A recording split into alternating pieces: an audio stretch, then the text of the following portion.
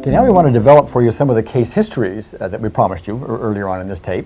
And we have a rather imposing list of these, actually. We're going to deal with someone with claustrophobia, a rather unique type of it. You'll see that. And there's chocolate addiction. Chocolate addiction was an inviting one. That was very good. A woman that had a rat phobia, that we had got great footage on that. And we did surprise her a little bit. You'll see that. And a little boy with some fingernail biting that gets over it rather quickly, a 6-year-old boy. And, right. Oh, and the next one is one of your favorites. It's an improvement in a golf score. Dramatic improvement. Yes, and it happens to be with Gary's own son. That's my son Adam, that's right. Yeah. And we dealt with a lady who showed up and told us about the lasting effects of some fear of public speaking that we'd helped her with maybe a year or so prior to that. Right. Relief of physical pain. We're going to see demonstrations of that. Some rather dramatic, I think very dramatic, especially with two of the ladies. Yes, and then on a serious note, we had someone that we dealt with sexual abuse, and that's the heaviest. That's probably the heavy on this one. And we also had a literal transformation of a lady, you'll see, who had dyslexia. Yes. And in moments, she's able to read out loud and understand, which she has never been able to do in her life. Anyway, that's some of the ones that we're going to be dealing with. But we're going to start first right now with Larry. And Larry's the one with the claustrophobia, the unique type of claustrophobia. And actually what you need to know about this is that Adrian and I did another one of our workshops in San Francisco, and Larry had mentioned that he had this phobia about being in the back seat of a moving car in a busy traffic. So what did we do for him? At the break. At the break. This is all done. What you're going to see is at the break in this workshop. We went and found a car which was a very small car, almost the size of a Volkswagen Bug. A little bitty Datsun. And put 4 of us in it. There was Larry in the back seat, Gary next to him.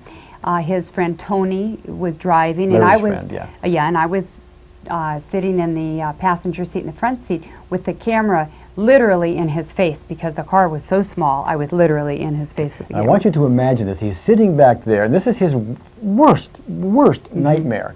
The car is filled with people. It couldn't have another person in it. There are no back doors. We're in San Francisco with all the busy traffic. And we start dealing with this, and we have several aspects to show you here. This is another one that doesn't go to 0 right away. Okay? Right, because we're dealing with the aspects of the crowded car, being in very heavy traffic.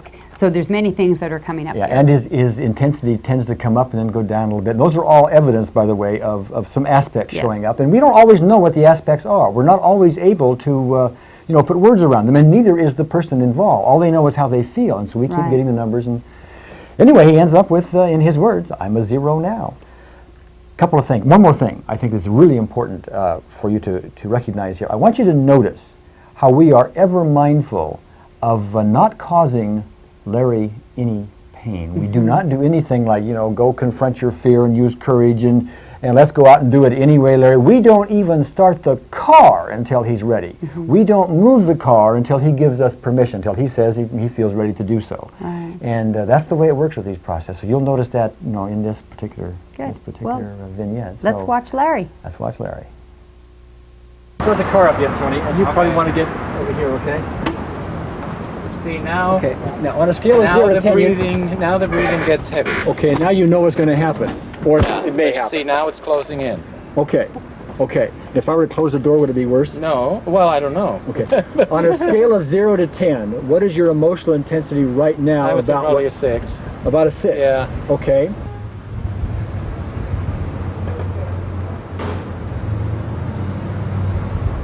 Okay. You're still was it a 1.5?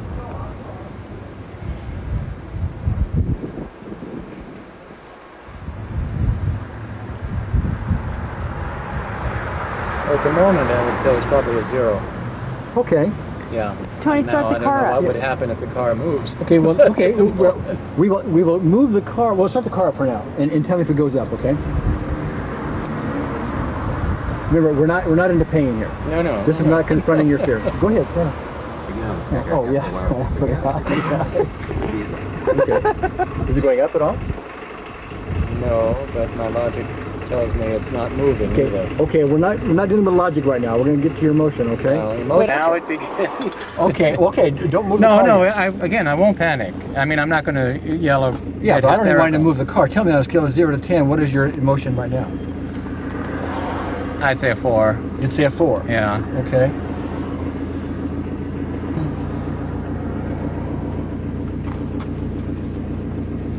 Okay. Are you still a 3?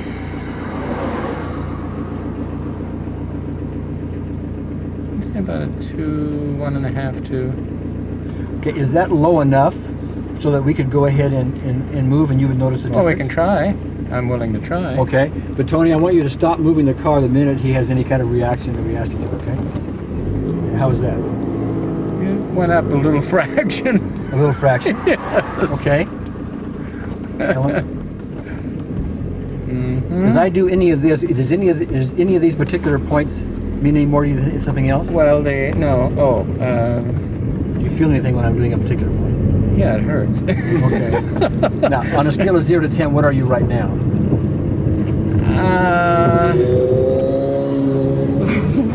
This is the camera I woman would challenge. say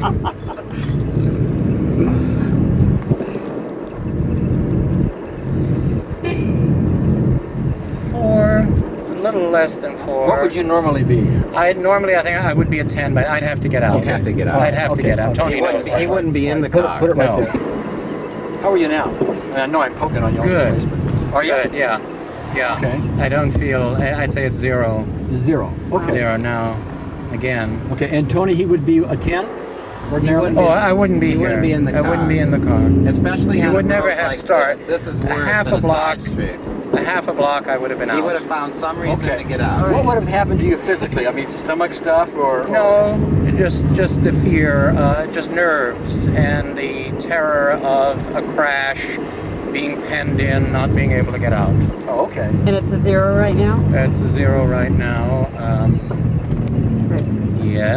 Yes, and it isn't that we're doing this that makes it a 0, that I'm distracted by this, because I would be distracted in conversation with people anyway. Right.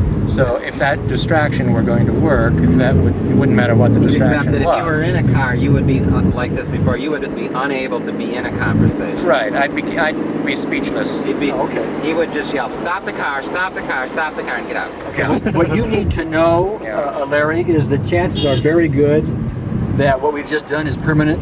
I hope so. That would be nice. But we don't know that. We don't know that until some other day you get in the backseat of a car. Right, which I'd be willing to do. We want to turn now to Pam, and Pam was in one of our workshop audiences. And one thing we do quite often, just to illustrate the power of these techniques for addictive cravings, is we will pass out chocolate kisses. You go off and you buy a big bag of those, and we pass it out, to everyone. So I do. The audience just seems to, the majority don't resist the chocolate kisses. yeah, almost They really everybody like can it. get the yum-yums, the cravings, if you Right. will, for chocolate. That's why we use it. And Pam was particularly so. We asked the audience to measure their craving on a scale of 0 to 10, and Pam bellowed out 25. She was a 25, so In she fact, had a high craving. you'll actually see her. You'll actually see her on this video clip as she's opening the, opening the tin foil on the kiss, and you will see the craving build. But anyway, she comes up on stage, and we do these tapping techniques, and she goes to a 0. She says, "I just don't want it anymore." Now, what's fascinating about this is we put this forward as something which is a rather reliable tool to help someone get over the immediate craving. That is the withdrawal symptoms, if you will, that are there when somebody wants to get over some substance. And we use chocolate because it's kind of mild, in this circumstance. But it's true with cigarettes or alcohol or anything else. Yes.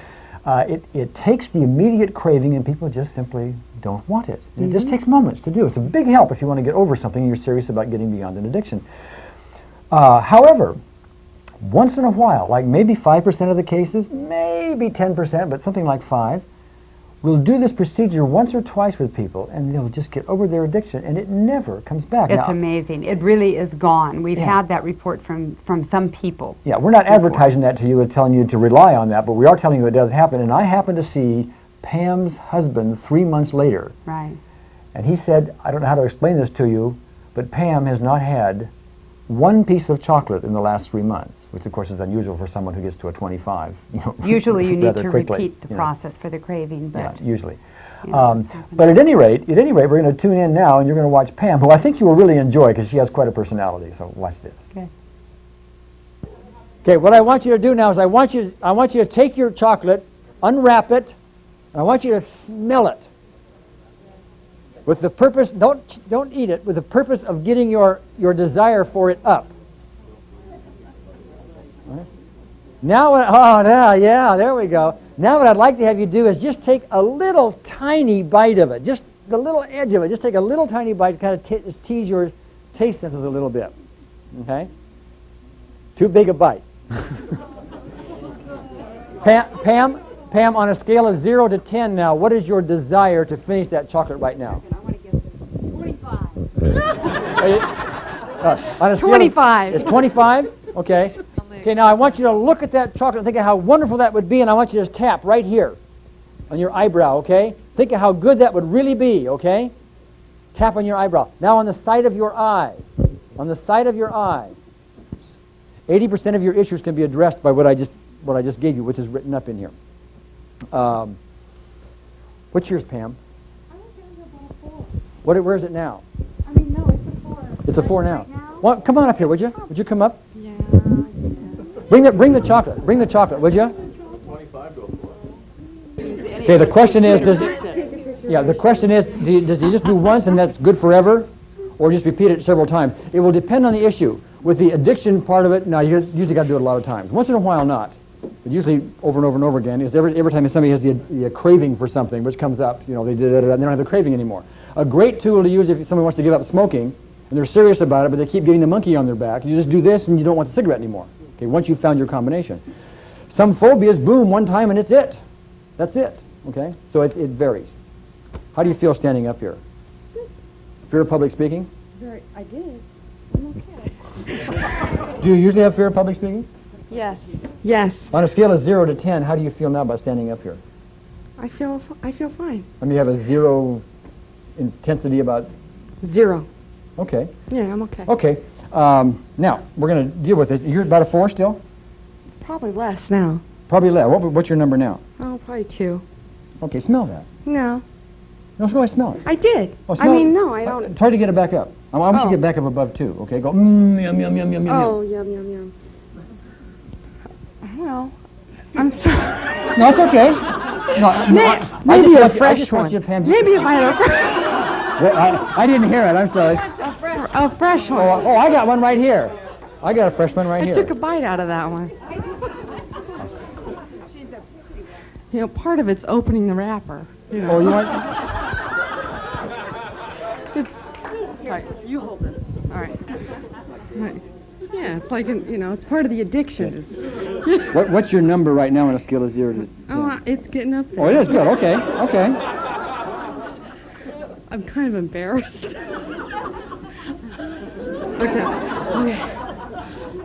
Does that feel better? No, but... All right. Anything. Okay. Desire. Okay, I want you to smell it. Do whatever you need to do. Okay. What's your number now? 9. Oh, you're back up to a 9? Yeah. Oh, okay. Yeah. Take a little taste. Okay. Okay. Does that get you to a 10? Mm-hmm. It does. Okay. All right. Why don't you hold this for me, Adrian, would you? Okay. Put that down over there, could you, for the moment? Chocolate is truly my weakness. Chocolate. Do you hear an affirmation there? Chocolate is my weakness. No, chocolate is truly my weakness. Truly my weakness. Okay. Do I want to hold it? No, you stand here right in front of me because we're going to do this one-on-one, okay? Okay. And Adrian, I probably want to have you, the camera can watch this from over there. I probably want to have you up here, you're holding the chocolate for her. Okay, can you do that? Okay.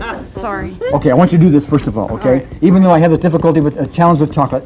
Okay, even though I have this challenge with chocolate, I deeply and profoundly accept and profoundly accept myself. Again. I forgot the words.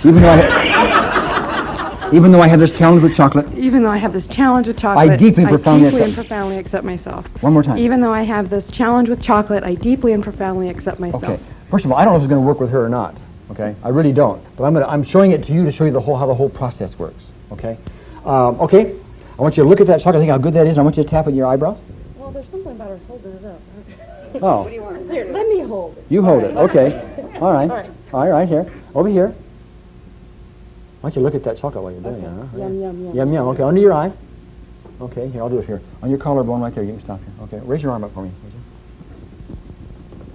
Okay. Look at how that chocolate... I really don't want it. I really don't want it. Oh, you were 9 a minute ago. I know, but I really don't want it. I mean, one of the other points, obviously, because I really don't want it. Oh, okay. This next episode was quite a surprise to Becky. Now, Becky attended the very same seminar that Pam attended. But early on in this seminar workshop, I asked the audience, even before it started, I said, how many of you here have really intense fears about something, phobias? And Becky raises her hand, and I says, what up? And she says, mice and rats and things like that. And I said, Yeah. okay. And so, of course, what I did was I went across the freeway to a pet store, and I brought back a rat in a cage, and the only ones that knew it was there was myself and Gary, and we were going to help Becky, unbeknownst to Becky. Yeah, she didn't know about that. In fact, we had the rat behind the podium. Yes. Okay. Now, I asked Becky later on when this was about to happen, what would happen if she saw a mice or rat in front of her, and she gives this really intense response. You'll see that. And she comes up on stage. And to give you some idea of how intense her fear is of this, her hands actually sweat when she's up there just thinking about it. Okay. In fact, I feel her hands, and they're just wet from doing that. And she ends up, as you will see, with her finger in this rat cage, with this rat nibbling and licking her fingers. Yes. And she's saying, I don't believe I'm doing this. I am doing this. Now, a good point to bring out here is that her phobia was very severe to this rat with the sweating hands, and she was very fearful.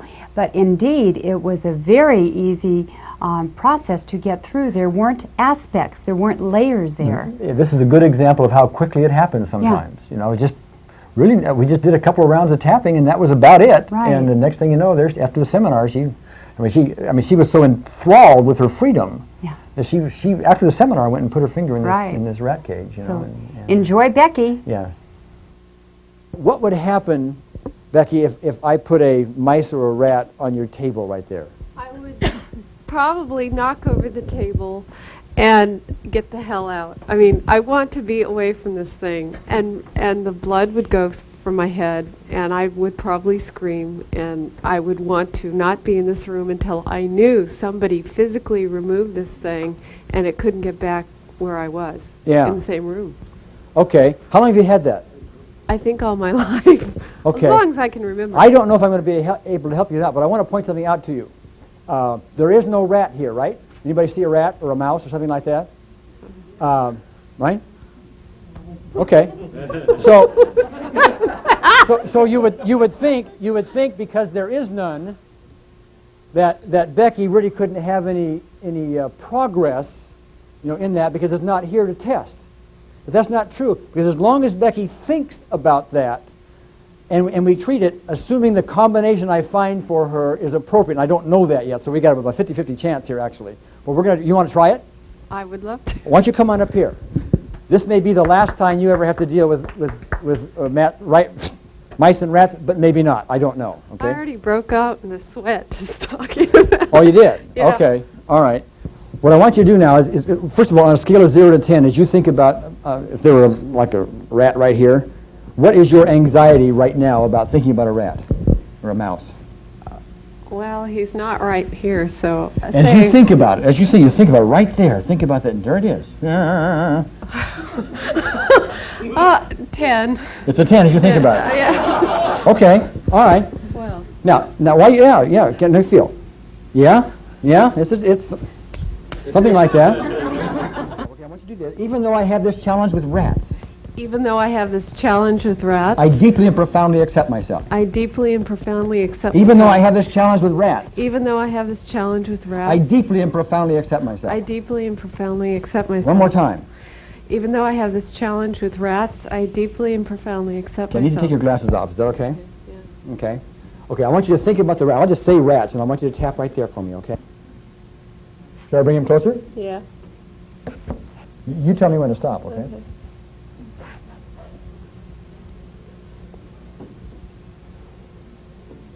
Well, he's kind of cute. Well, okay.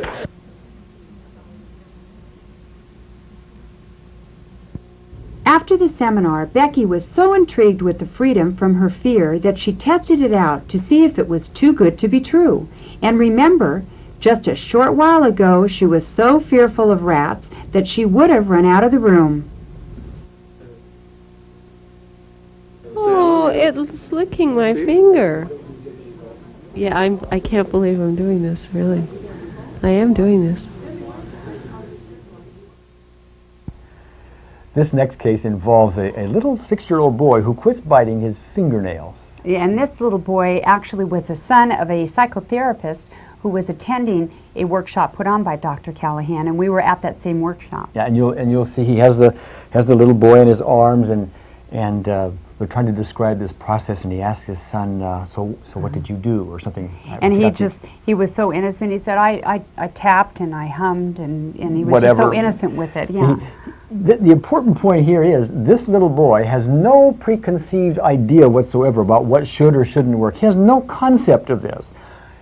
And the power of this is he does all of this, and he stops biting his fingernails.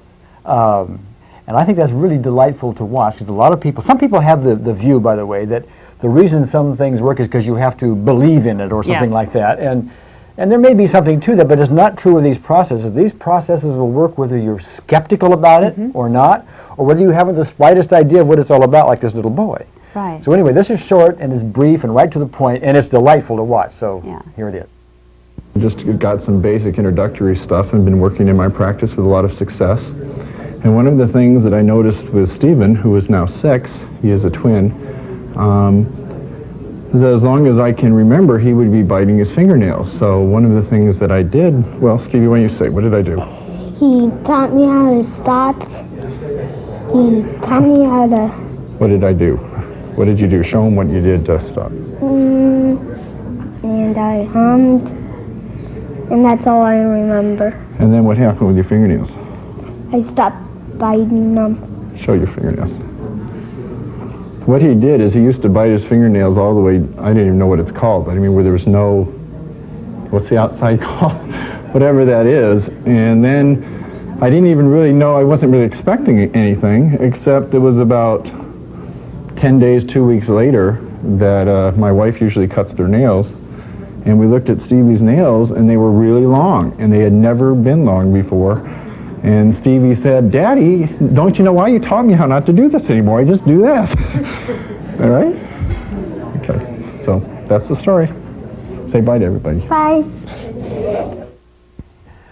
One of the most stunning uses of EFT happens to be in the world of sports and sports performance, as a matter of Oh, fact. yes, and this next example is actually you using it with your son Adam with his golf score. That's right. In fact, ask any accomplished athlete, and I think they will tell you that their emotions and their attitudes have a lot to do, a major contributor to their performance on the sports field. Oh, In fact, yes. there are even such things called sports psychologists nowadays, which are hired by professional teams and so on and so forth.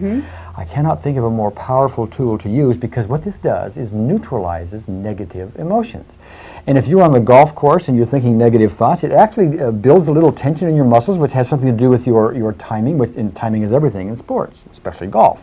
But that's true in baseball, it's true in football, and basketball, and tennis, and I don't care what sport it is. It's all there. So if we can somehow neutralize those negative emotions, which we did with Adam, Yes.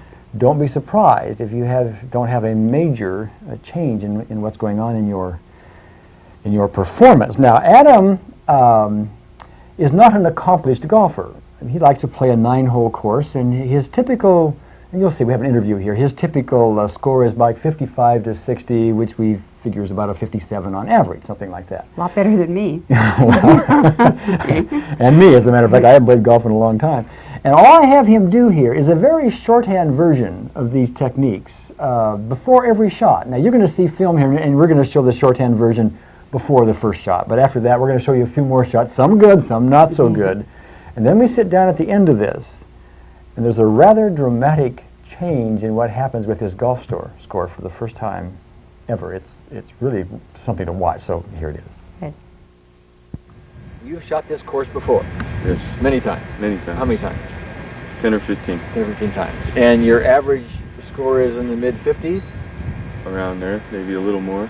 Oh, 55, 56? What would you say? 55 to 60. Okay. 55 to 60, okay. And you've broken 50 once, you think. Is that right? I think, yeah. 49? Maybe 49. So what we're going to do is we're just going to have you play your regular game. Whatever you do, except we're going to do some of this tapping techniques in between just to see if it changes your game at all today. Okay, rub the sore spot. See, I accept myself even though I might have tension here. I accept myself even though I might have tension. One more, once more. I accept myself even though I might have tension. Okay. Now tap on the collarbone, under your eye, on the collarbone, under your arm, on the collarbone, under your eye. All right, go ahead.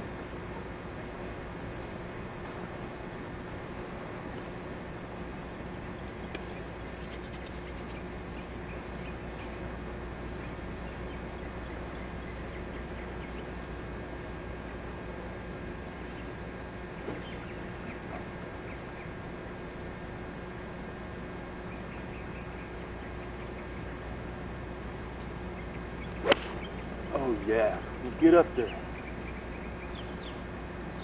Oh, my goodness, nice shot. Under your eye, collarbone, under your arm, collarbone. Go ahead.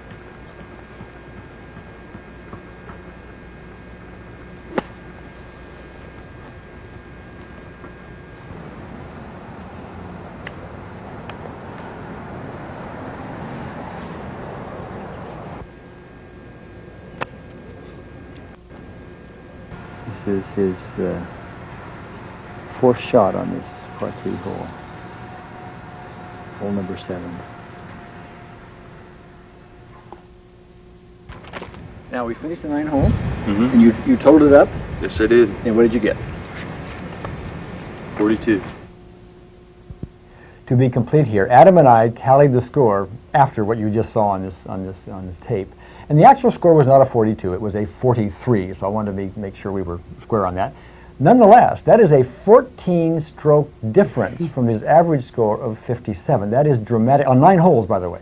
And that is dramatic in anyone's book. Oh, yes. We're going to turn now to a workshop we did this was just a few weeks ago. 5 or 6 weeks ago. And one of the participants in this, there's about 100 people, I think, in this workshop. And one of the participants came up to you. She came up to me during the workshop, and she said to me, "You probably don't remember me, but I met you about a year ago when you were talking to such and such a group." Yeah, she was at another workshop. Yes, yeah. And she said, "I worked on a fear of public speaking." And she said, "I just need to tell you, I haven't had any fear since." And I said, "Would you mind telling the audience that?" So go ahead, pick up from there. That Adrienne interrupts me because I'm up on the stage doing this, and so we give her the space. She's in the back of the room. What I want you to notice is this is a lady who had an intense fear of public speaking to the point where she really wanted to work on it in this previous workshop. Notice how poised and how calm she is. And this is now a year or maybe a little later.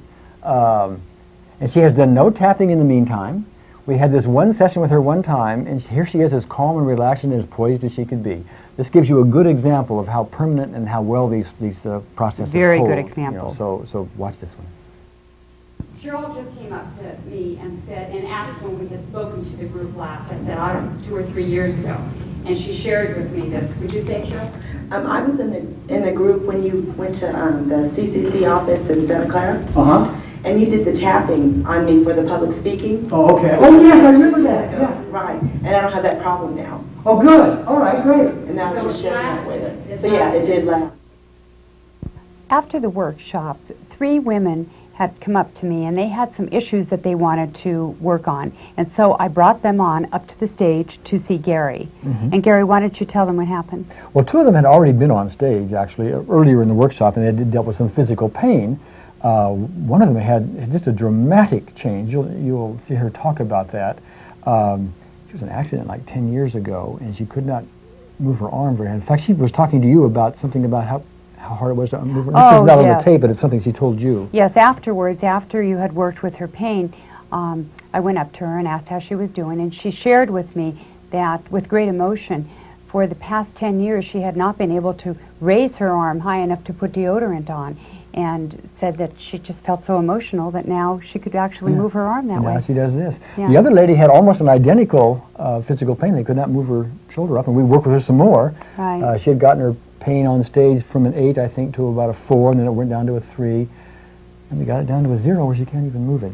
Interesting process to watch. Right. The third lady had a very severe cigarette craving, and this is the one that had a substantial issue with rejection by her father and sexual abuse. Mm-hmm. And it's probably the heaviest one we'll be showing you. We're going to show you all three of these people almost non-stop. There's little or no editing going on here, so you can see the whole thing from beginning to end. I think this clip lasts about 20 minutes. So, Good. So watch. Come on up here, dear. Right, thank you. How's your arm? Look at that. How long since you've been able to do that? About 10 years. Okay. This morning to put deodorant on, I always have my arm on the sink and lean over. Yeah. Okay, and it's been about 10 years? Yeah, I had broken my arm, Okay. and I had physical therapy and everything. I'd like to have you use your intuition for me for a simple percent. What do you think intuitively happened? Why can you now move your arm up here? I know we tapped all of your body. I have no idea. Okay. I'm sorry, but it's hard to believe. You know, when you see something like that happen. Yeah. It's just I know. See if this lands with you at all. Okay, and I don't want to put thoughts in your head. I just want to see if it makes sense to you. Okay. Somehow or other, there is some emotional thing going on with you that has showed up here in your arm.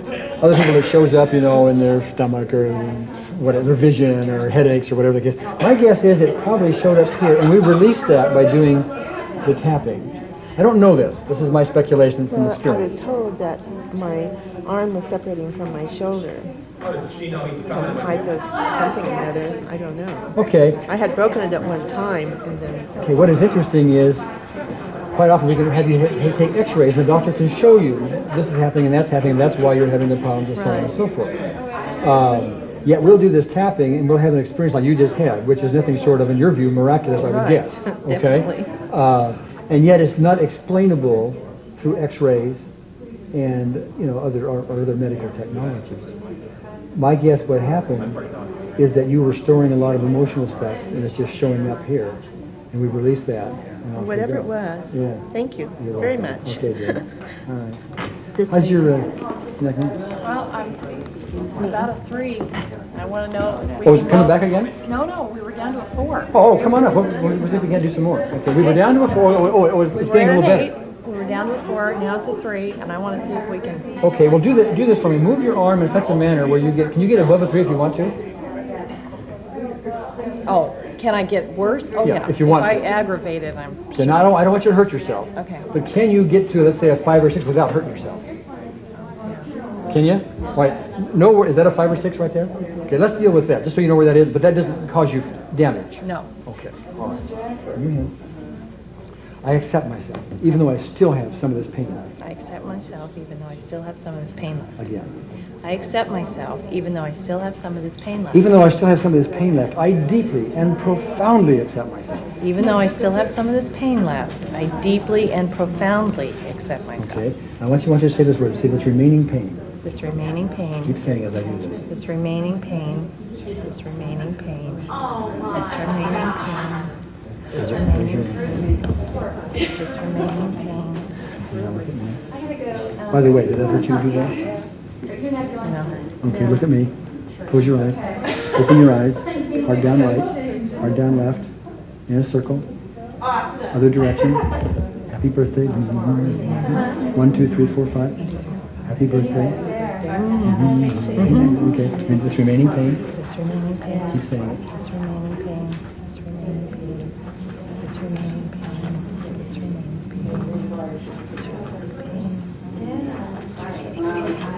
Okay, now move it to where it was, like 5 or 6 or something like that, and tell me what it is now.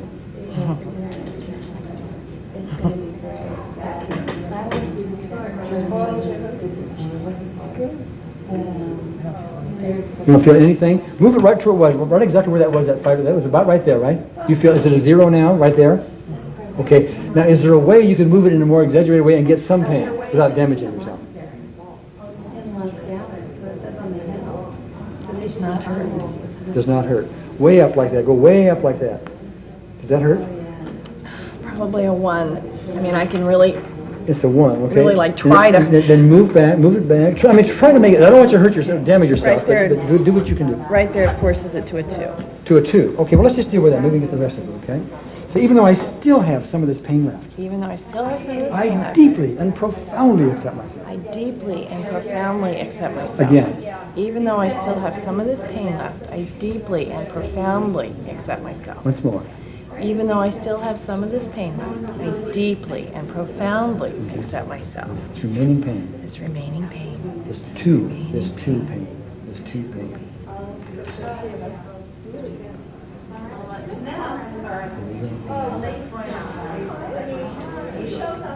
Okay. Let's check it out there. See if we can get to a 2 again.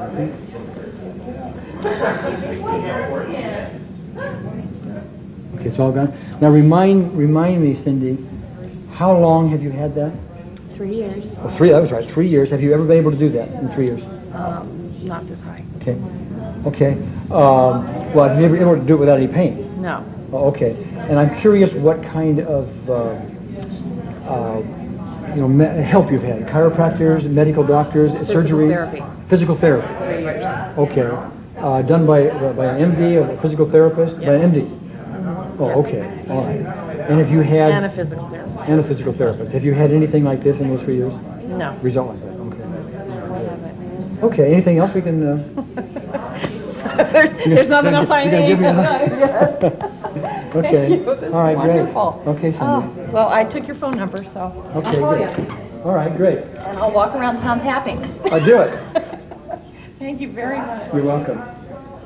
Are you waiting to see me, anybody? She's going to do a stop smoking thing. Do you want a cigarette? Okay. Yeah, I want a cigarette on a scale of 12. You got one in your purse? Yes, I do. Why don't you bring it up here? I want you to know I am so addicted to this. I do get violent feelings. Oh, you do? Oh, I do. Am I in trouble? No. Okay. No, but I'm in All right. trouble because I've tried everything to stop this. Is that right? Couldn't be any more than it is right now. Okay. All right. All right, I'm going to put it right there because I want you to... Matter of fact, could you help us out a second? Because what I'd like to have you do, and just don't get in the way of the camera, if you stand up here a second, I'd like to have you hold that cigarette so it's right in front of her so she can see it, okay? And if that's bothersome to the camera, would you let me know? It's fine. Whatever, okay. All right, give me your hand. Okay? All we're going to talk about right now is the immediate craving for that cigarette, okay? So even though I crave that cigarette big time, I deeply and profoundly accept myself. Crave that cigarette big time. I deeply and profoundly accept myself. Again. Even though I crave that cigarette, take a look at cigarette big time. Big time. I deeply and profoundly accept myself. Yes, again. Even though I crave that cigarette big time, I deeply and profoundly accept myself. I want you to keep looking at that cigarette, okay? I'm just going to say, would that cigarette ever be good? Because I'm talking to your subconscious mind. We would love to have that cigarette. It would really feel good. Taking a big drag out of it and so on. It would. Now, would you look at me now? Okay, close your eyes. And open your eyes. And look hard down right. Hard down left. And roll them in a circle. Other direction. Say happy birthday. Happy birthday. Happy birthday to you. 1, 2, 3, 4, 5. 1, 2, 3, 4, 5. Happy birthday. Happy birthday. Okay. Okay, look at that cigarette. Good looking cigarette, okay? Okay, you can stop coming there. I'm sorry, that hurt you? Yeah, it hurt. I'm sorry. Okay. Are you still a 10? No, I'm really not. Okay, give me a best estimated number. Maybe a 5. Maybe a 5, okay.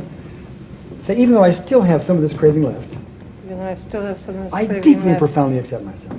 I deeply, profoundly accept myself. Even though I still have some of this craving left, Even though I still have some of this I deeply craving accept left. myself. I deeply accept myself. Deeply accept myself. Again. Even though I still have some of this craving left, I deeply accept myself. Okay. I want you to look at that cigarette. I'm going to talk about the craving. That would be a good cigarette if you could have that cigarette. Are you still a 5? No. Give me your best estimated number. Probably a 3. Probably a 3. Even though I still have some of this craving left, I deeply accept myself.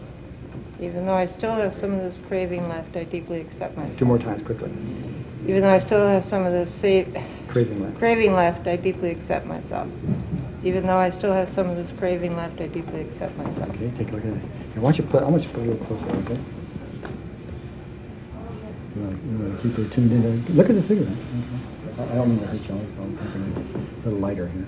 Okay, you're still a 3? No. Best estimated number.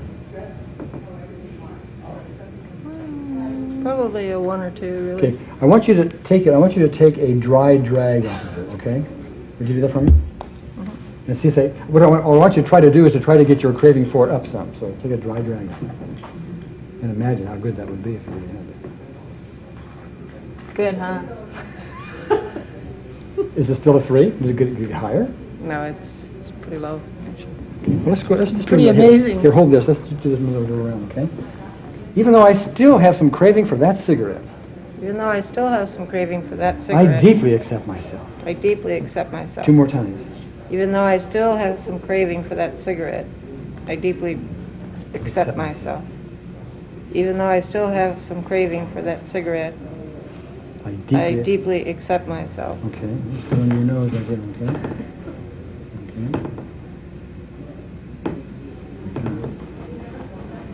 You're still a, what was it? I forgot your last number. Is it a 2 or what? It's 2 or well. No, I don't really want it right now. You don't want it right now. I really don't. Okay. Now here's the beauty of this.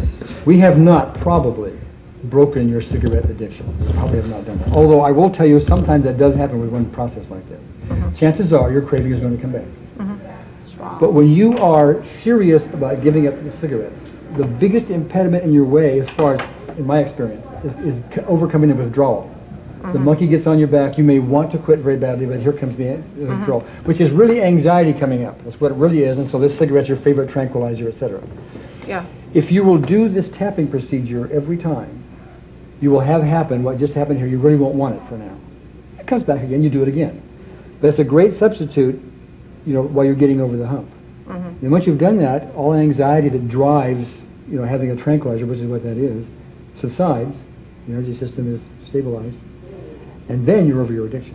Okay. You want it? Well, I've known. No, I don't really want to have it now, but I'm not going to throw it away either. Okay. I really don't want. I mean, I had to get out of this room to have a cigarette. I know you did. That's why I wanted to see this. I've known for a long time that this stuff's down anger. I've never had any doubt about it, because when I stop, I get really angry. Oh, okay. And so that's a form of a tranquilizer. It's a form of a protection for you. When that stops, you know, some people just have anxiety, but yours shows up in the form of anger. And what you need to do is do that emotion, you know, the tapping, every time you have something that you get angry about.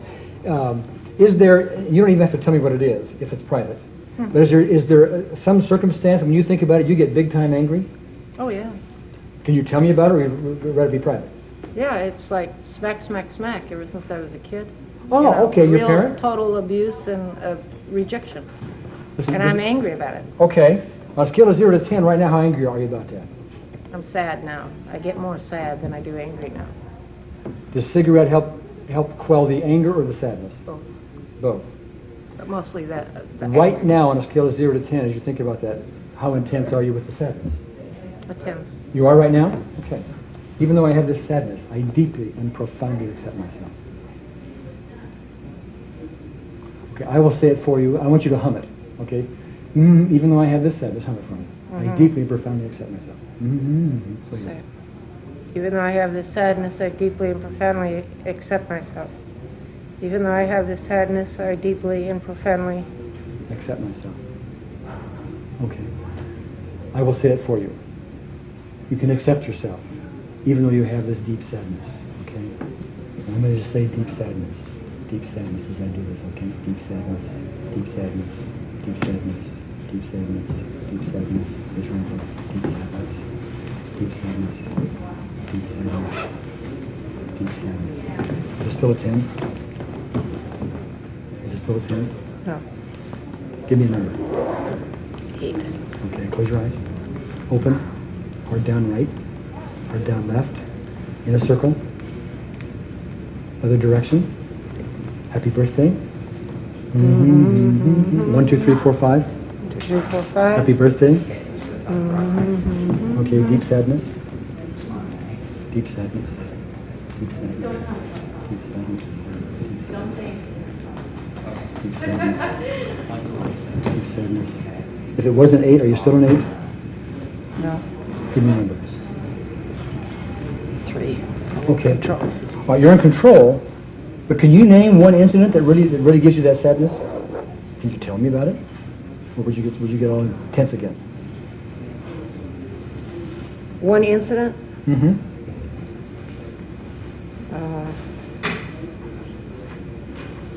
Yeah, anytime I'm rejected.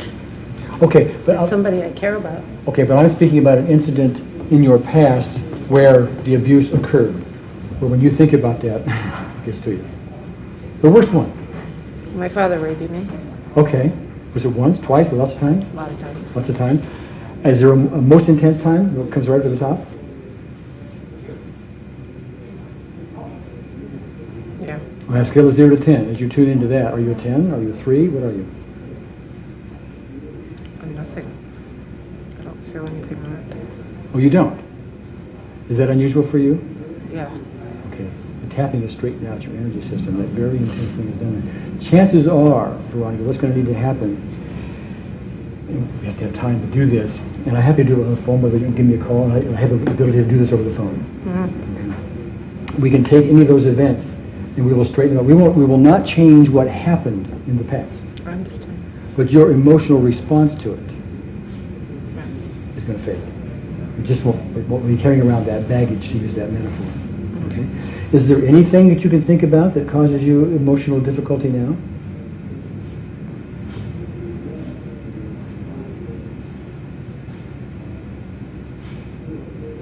Right now, no.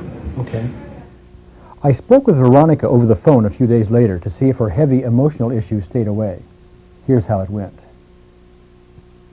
It was an ever-present feeling, this sadness feeling? Yes. On a scale of 0 to 10, how intense did it tend to be? It would hover around a 10 to a 7. You mean like daily, all day long? Oh, yeah. Oh, okay. What is it right now? I don't have it. It's a 0 right now? Right. And it fell to 0 as a result of our tapping. Yes. When we did it on videotape. Mm-hmm. And how many... This is now, it was Friday, this is now Monday, right? So it's a whole weekend later? Right. And it's been 0 ever since? Yes, it has. Okay. I'm very excited about it. And I haven't really shut up about it. Oh, yeah. You haven't? Have you been telling the world?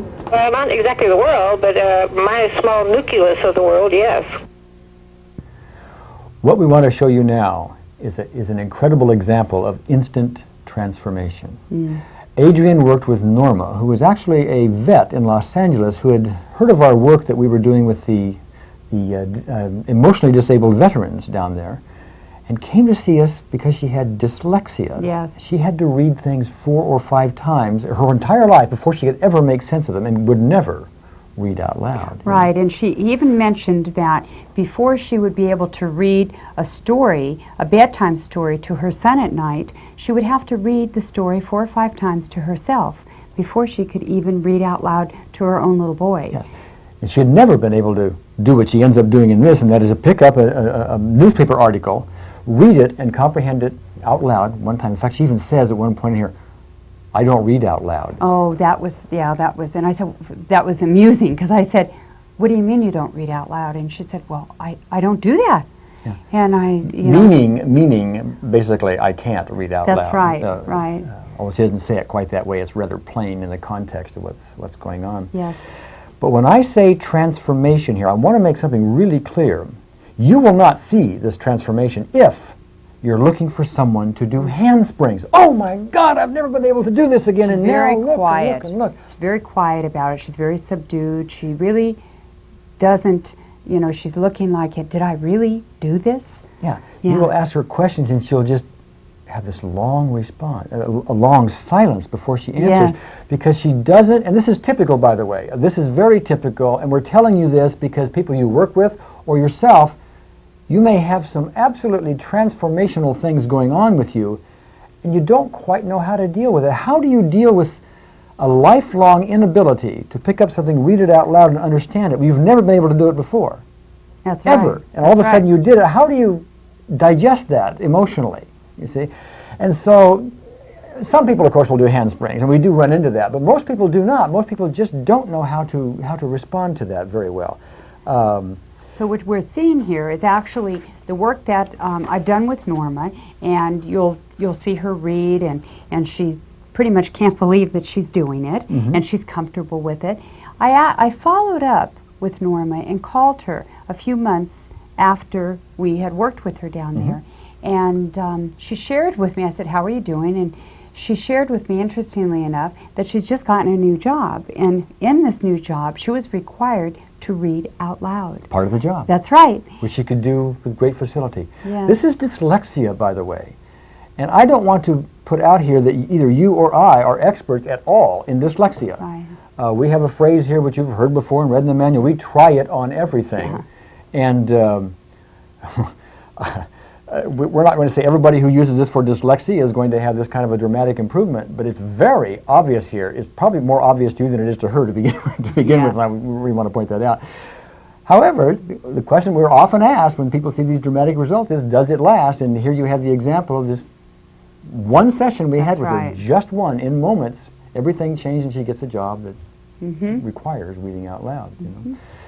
Anyway, tune into this one and watch it carefully. There's a lot of lessons in here. I come from a family of 7 children. All my brothers and my sister were straight A students. They were all honor roll students, and I just barely made it through school. You know, so I just always thought, I can't read. Now, with the dyslexia, is it just slows your reading down? The way they explain it to me is, because I thought if you were dyslexic, you wrote things backwards. I do, if I'm in a hurry, write things backwards, numbers backwards. I do, if I'm in a hurry, read numbers backwards. But even on a unhurried, normal basis, I read things over 4 or 5 times before they make sense to me. If I had you read it out loud. I don't read out loud. You what? I don't read out loud. And why is that? Because of this dyslexia? I think because, yeah. Okay, on a scale of 0 to 10, how high is the anxiety about reading out loud?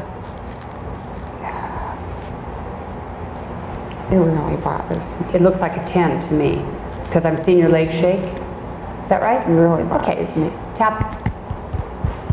I'm going to tap for you, as a matter of fact. Okay, think about reading out loud.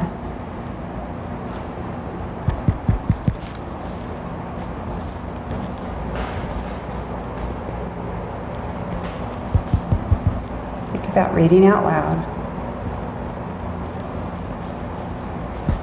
We're going to have you left so fixed, you're going to end up probably going into public speaking, being a star. Think about reading out loud.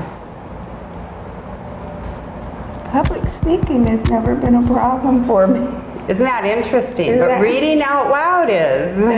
Eyes open, closed, open, down hard right, left, circle, the other way, hum, count, 1, 2, 3, hum.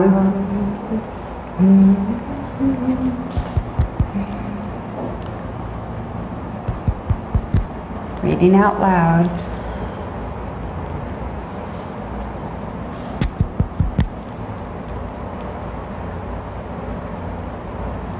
Reading out loud.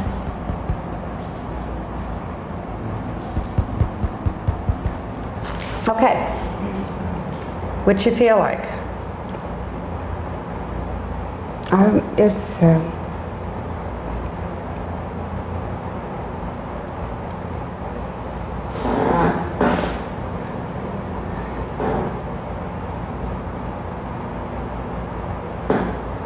okay. I can relax my leg. If I think about it, I can relax my leg. But you have to think about it. Yeah. If you think about reading out loud, and on a scale of 0 to 10, how high is the anxiety?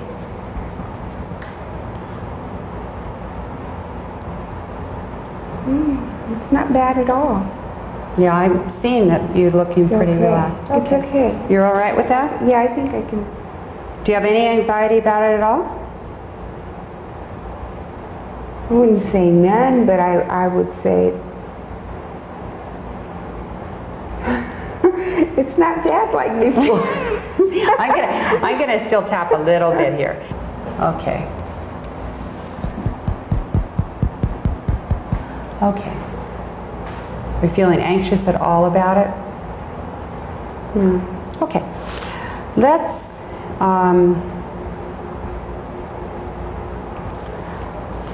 see.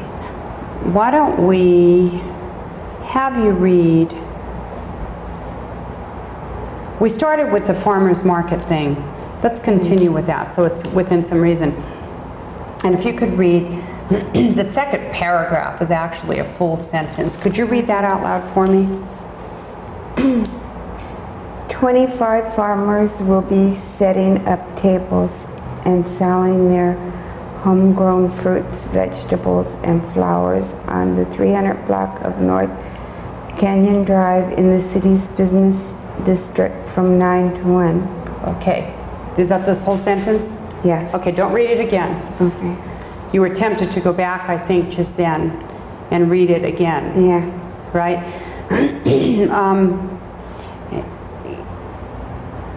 Generally, what was that sentence about? I don't want to know the numbers and what block it was on, but what was it saying?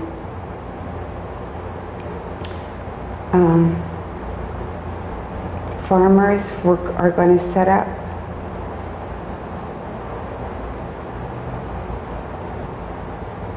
The farmers are going to set up from 9 to 1. Okay. That's what it said, basically what it said, yeah, and it said how many farmers, 25 farmers would be setting up. When you read that, it didn't seem to me that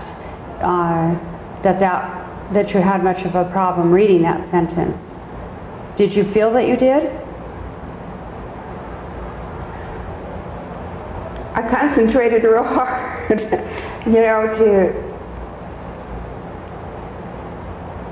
No, I don't think I had such a problem. I didn't feel that you did.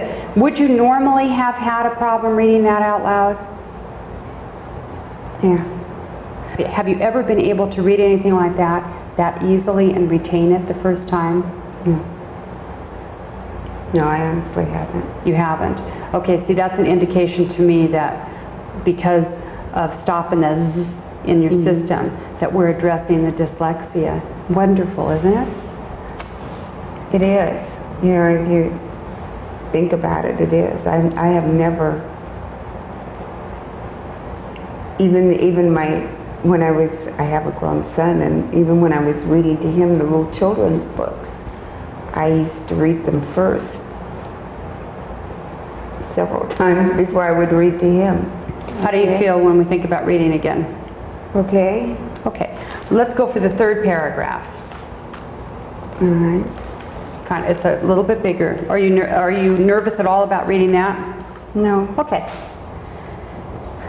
The market will attract city residents and provide a spirit of community as well as draw out of area shoppers to what has been a sleepy street on Sunday mornings, said Beverly Hills Councilman Tom Levine, who initiated the idea for a farmer's market. This is going to be a very enjoyable weekly event. Okay, good. What did you say? What's the gist of that?